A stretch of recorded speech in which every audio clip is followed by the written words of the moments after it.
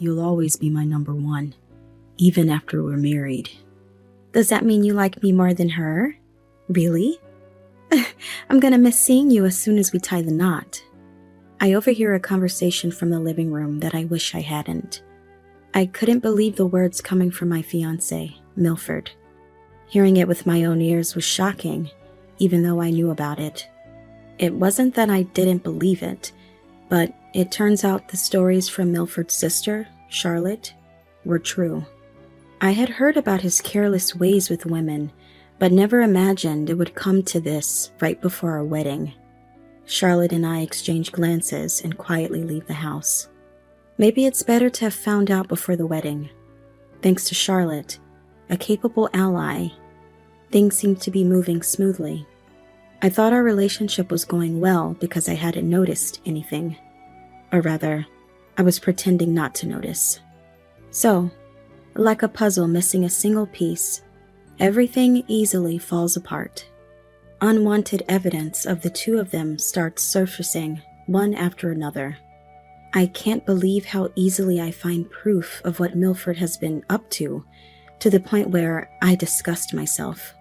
I'll never forgive Milford and his affair partner, Sania. With this vow in my heart, Charlotte and I start plotting to make them suffer. My name is Aretha. I'm 25 years old and work in the HR department of the administrative division at my company, known for being reserved among my colleagues. I'm not taciturn. I'm just not good at initiating conversations, nor do I prefer to be cold. Currently, Milford and I live together in our own home. Milford was the only one who actively approached me at work, where I rarely spoke. He's 2 years my senior and could be considered the ace of the sales department. He started talking to me soon after I joined the company as a new graduate, and he pursued me aggressively. Despite being in different departments, he often invited me to lunch or out for drinks. Milford is refreshingly handsome, and I heard rumors that many women from various departments were after him. So I indirectly refused unless we weren't alone. But Milford was persistent and sometimes a bit pushy about wanting to go out, just the two of us. At first, I wasn't even interested, but Milford, older yet with a puppy-like devotion, caught my interest, and I gradually became aware of him. Milford was always leading, a good talker and listener. I've seen him at work, looking serious and capable. Despite rejecting Milford's confessions several times, his relentless pursuit eventually led me to accept. And so, our relationship began. We've been living together for 3 years now, dating. Just before our 3rd anniversary, Milford proposed, and we're about to have our wedding. The family meeting dinner went smoothly, and the wedding preparations were progressing well. That was when I first met Charlotte, and, being close in age, it didn't take long for us to get along. Charlotte, with her friendly nature, was great at engaging even someone like me in conversation. For the first half year, Milford joined the wedding planning and we went on dates afterwards. But recently, citing work, he's been leaving me to attend the meetings alone. "You should do what you like, Aretha," he'd say, a phrase that seemed to become his catchphrase. He's been coming home later and later, so I decided to confront him about whether it was really work. "It really is work. Sorry for making you feel insecure. It's just a busy period with a big project. I'll try to make more time from now on." Though I wasn't convinced, he promised to make time, so I didn't press further. I only accompanied the planner for weekly meetings before parting ways there. Even though he began making time once a week, his late-night returns during the weekdays increased. He also started going on more business trips. Being in the same company, I should understand if he's busy, but looking at the sales department as a whole, there wasn't much overtime or business trips. Without close friends at work, I felt alone and unsettled. I decided to reach out to Charlotte, the only person I could talk to freely like a friend. I contacted Charlotte and we arranged to meet at my house the following weekend. During those 3 days, Milford continued to come home late, leaving us only the mornings to talk. I couldn't even tell Milford about meeting Charlotte. Lately, our conversations were just, "Good morning," and "I'm off." This is all I remember. I couldn't wait up for Milford since I had work the next day, too. And, inevitably, his business trips would fall over the weekend, leaving no chance for a proper conversation. Texts would be read, but not replied to, and phone calls answered only about once in 10 attempts. Even when he did answer the phone, it was quickly, "I'm with a client right now. I'm swamped at the moment," and then he'd hang up. Alone with my thoughts about Milford, Charlotte arrived at my house a bit earlier than we had planned. As we made small talk, I mentioned I had something I wanted to discuss, and Charlotte's expression turned serious. "What? Milford has?" After I told her everything, Charlotte looked shocked. But then she began looking remorseful. "Actually, Aretha, I've been debating whether to tell you. On the days Milford says he's on business trips, I thought I saw him at the shopping mall at night. I wanted to think it was just my imagination and couldn't bring myself to tell you. I'm really sorry." Hearing Charlotte's words, I could feel my heartbeat quicken. It must have been hard for her to say.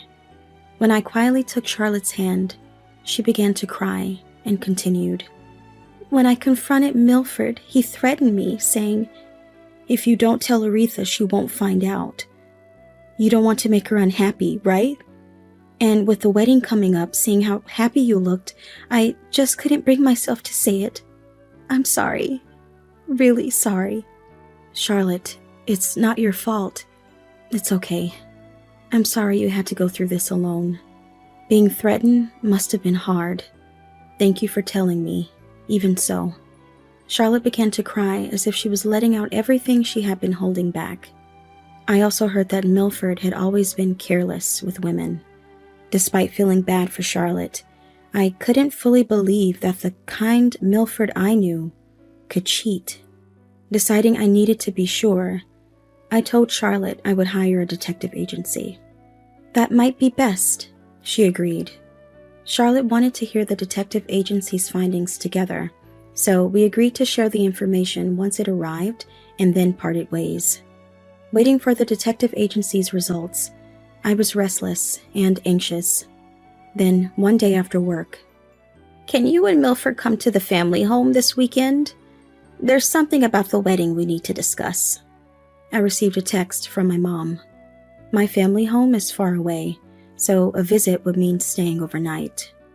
When I texted Milford about going to my family home together for the weekend, "Sorry, doesn't look like I can get away from work," he replied fairly quickly. I informed my mom it would just be me coming, and I told Milford I'd be staying overnight. However, as usual, there was no reply to that text. On the weekend, claiming he had to work, Milford left early. As I was getting ready to leave after breakfast, my mom called. "Aretha? Sorry, but Dad caught the flu. We just got back from the hospital, and since Milford said he has to work, maybe we can reschedule?" "Okay, understood. Tell Dad to rest up. Take care of yourself, Mom."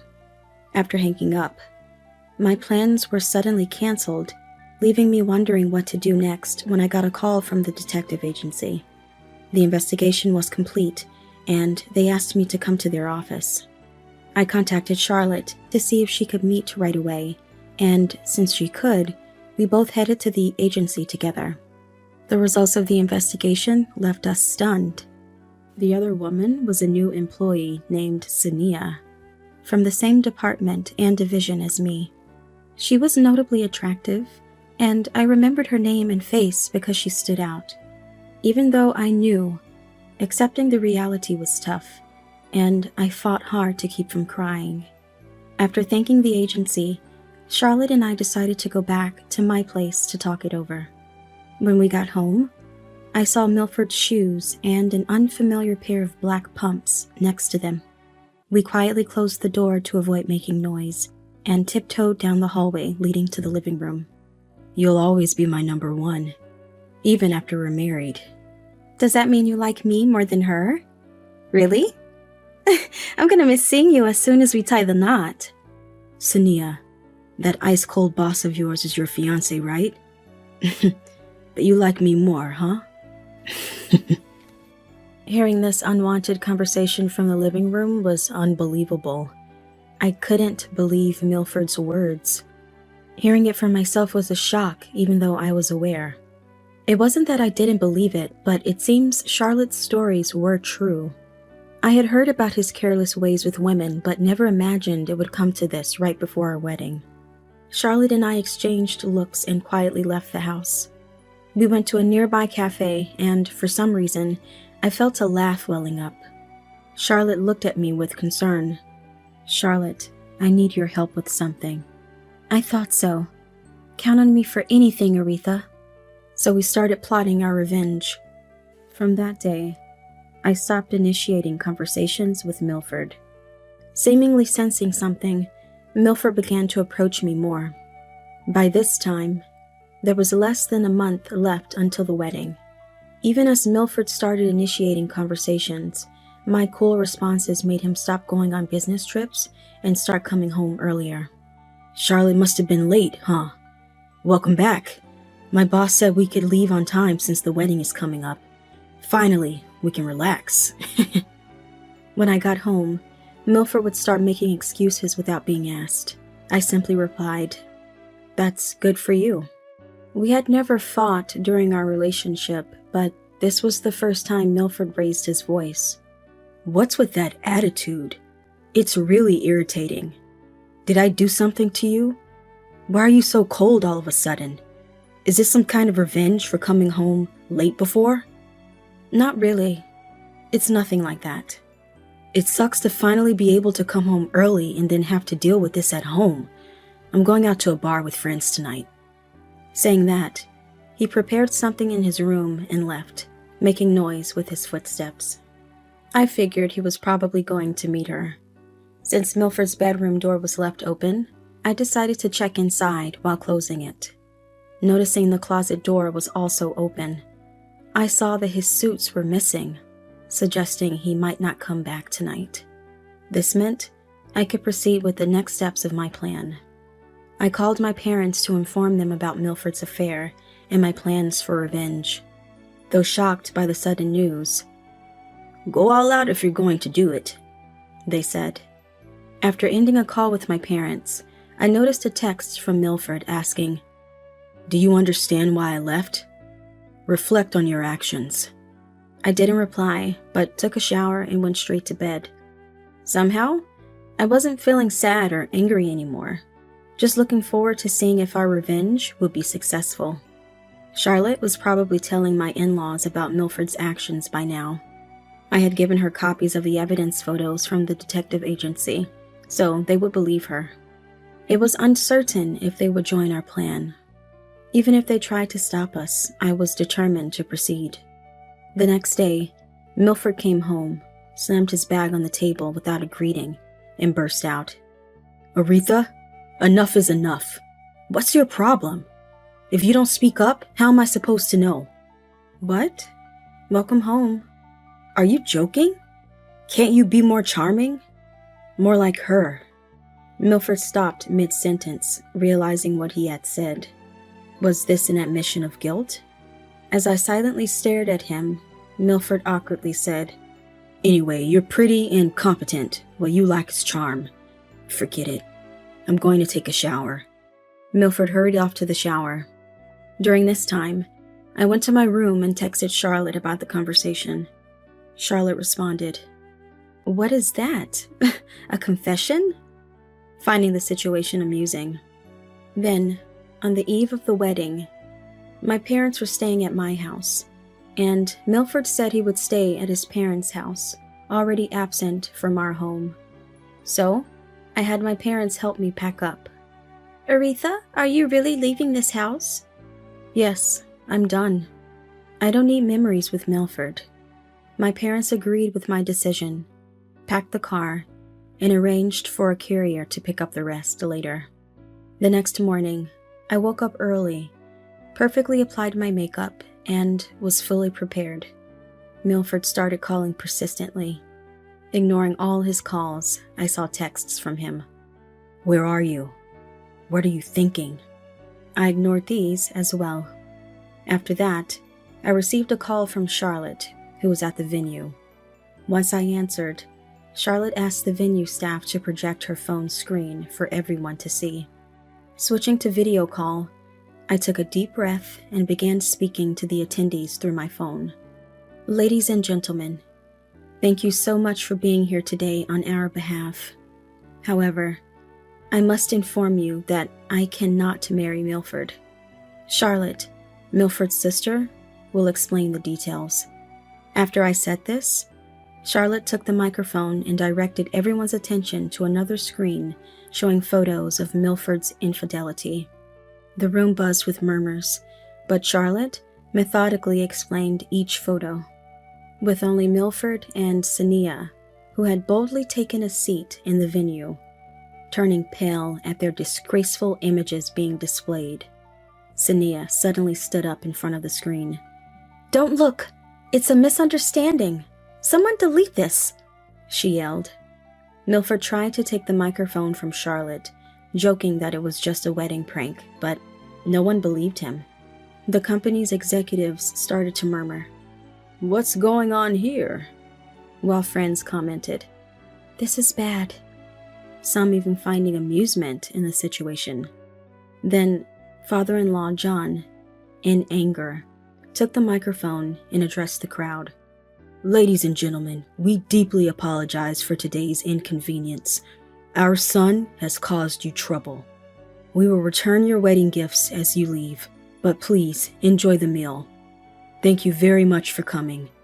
We will take our leave now." With that, he grabbed Milford by the scruff and exited. Sania, being engaged to Mr. Truss, sensed trouble brewing and had already started arguing. "It's not true. That photo is fake. I would never do that. Believe me." But Mr. Truss ignored her desperate pleas and walked away without looking back, leaving Sania crying and the guests disillusioned. Charlotte and I apologized to the venue staff and the attendees before ending the call. Immediately after the call, I quickly took the rest of my belongings and left the house. I had informed Charlotte that Milford's belongings were stored in a rental warehouse, assuming he would retrieve them someday. "Goodbye, Milford," I said as I left our shared memories behind. After moving out, I went to his parents' house with my parents and a lawyer to discuss things with Milford. We knew he would be there because I had asked Charlotte to ensure he couldn't escape after the wedding. Upon arrival, Milford began loudly blaming me. "Aretha, everything is ruined because of you. The company put me on house arrest and they said they'd decide my punishment later. What about my life now?" John restrained Milford, and we were led into the living room to begin our discussion. The lawyer started explaining from the beginning, and when the topic of breaking off the engagement came up, Milford seemed surprisingly shocked. "What? Wait, why? We're not getting married?" Hearing Milford's words, we were all taken aback. It seemed everyone was thinking, how could he still believe marriage was possible under these circumstances? Obviously, what are you talking about? "Let's continue. Our demands include a $50,000 cancellation fee for the wedding, $20,000 in compensation, and an even split of the assets. If these terms are refused, we'll immediately proceed to court." Milford started to say something, but John stopped him. John spoke on Milford's behalf. "Aretha, I'm sorry for the trouble my son has caused. Whatever he says will go along with your demands. We'll make sure he pays for everything." With John's sincere apology, I decided to leave without saying anything more.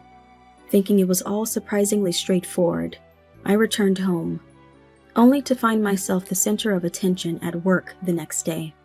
However, no one approached me, allowing me to go about my work as usual. As I was about to leave at the end of the day, I was approached by an angry Sania at the entrance. It's your fault. You had to meddle.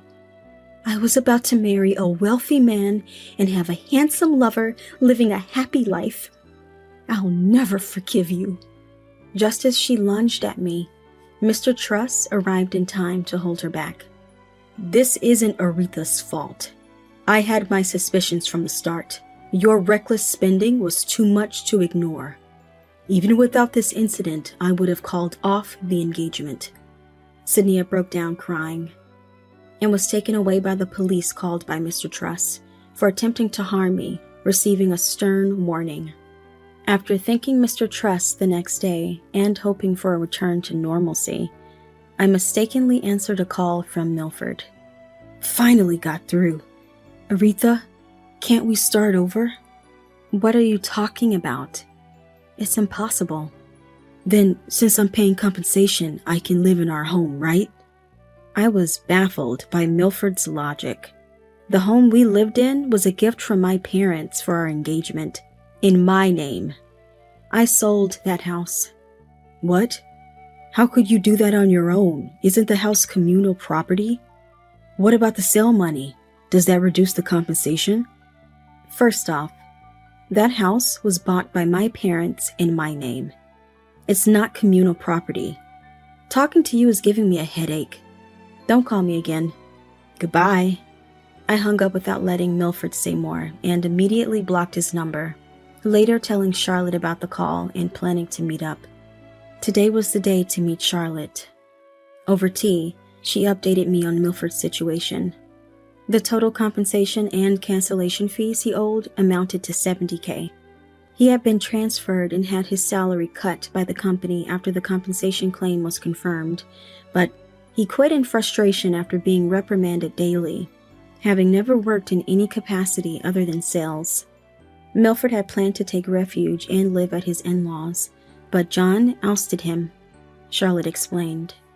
Concerned that Milford might default on his compensation payments, John arranged for him to work and live at a factory owned by an acquaintance.